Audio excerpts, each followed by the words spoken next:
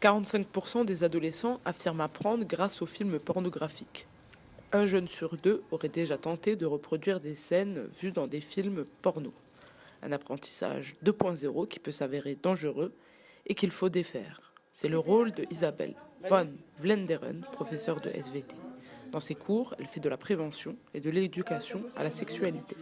Il n'y a qu'une seule règle, si l'enfant pose la question, il est capable d'entendre la réponse. Je n'arrive pas avec mes choses à dire, mais je pars de leurs questions et de leurs attentes. Je ne peux que être ajustée à leur âge. Donc voilà, et c'est souvent ce que je leur dis en début de séance.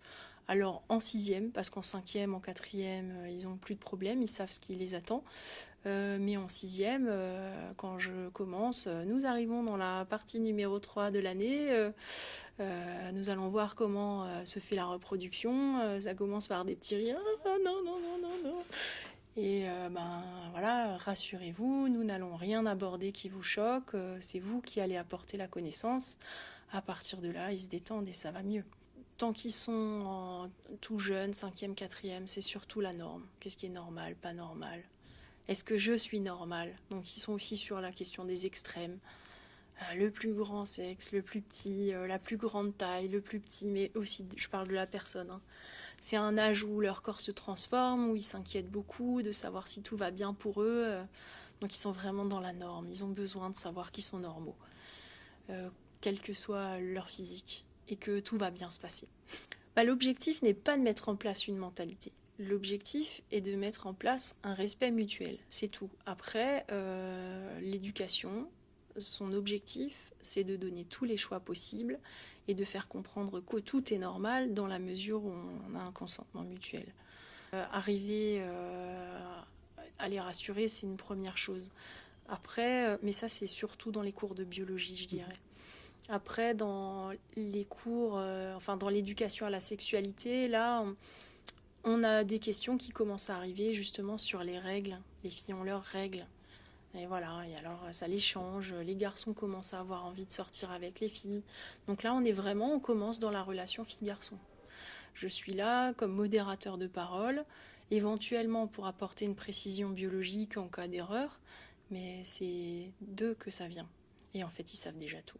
Ils ont accès à trop de pornographie, clairement. Ils ne devraient pas avoir accès avant 18 ans. Ils ont une vision déformée de la sexualité. Donc ça, c'est une première chose. Mais cette pornographie, elle est aussi présente dans tous les médias. Quand pour une pub, pour une cuisine, on a un couple qui fait l'amour sur le plan de travail. Quand on utilise des stars du porno pour une publicité pour des chaussettes, quand on prend un concombre et une femme comme ça pour des habits. Voilà, clairement, c'est de la pornographie qui est partout. Et mon objectif dans les séances, c'est de leur faire comprendre en quoi c'est heurtant, comment elle a pu s'instiller partout, quelles en sont les conséquences. Mais c'est pareil, je n'arrive pas en donneuse de leçons, c'est pas bien, on regarde pas la pornographie. J'arrive on va parler de ce sujet, qu'en savez-vous souvent je pars d'un photolangage, donc de photos. Quelle photo pour vous évoque le mieux la pornographie dans les médias? Et on en discute. Et l'objectif étant de leur montrer comment elle s'est instillée partout et en quoi ça peut être mauvais pour eux. Mauvais pour eux, il semblerait que ça le reste même des années plus tard. Plus âgés, les répercussions d'une mauvaise éducation sexuelle se ressentent.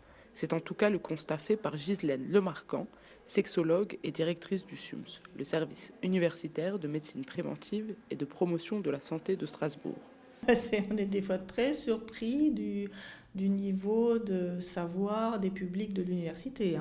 Ça, on paye très cher le fait que la politique théorique des 3 heures par niveau et par an ne soit absolument pas appliquée, qu'on n'ait aucun moyen pour l'appliquer, que ça repose pratiquement uniquement sur du bénévolat de la part d'associations diverses et variées, et que du coup, ce soit fait uniquement dans une classe qui est en général la quatrième. Alors c'est peut-être bien que ce soit fait 1 heure en quatrième, mais ça n'a rien à voir avec 3 heures par niveau et par an.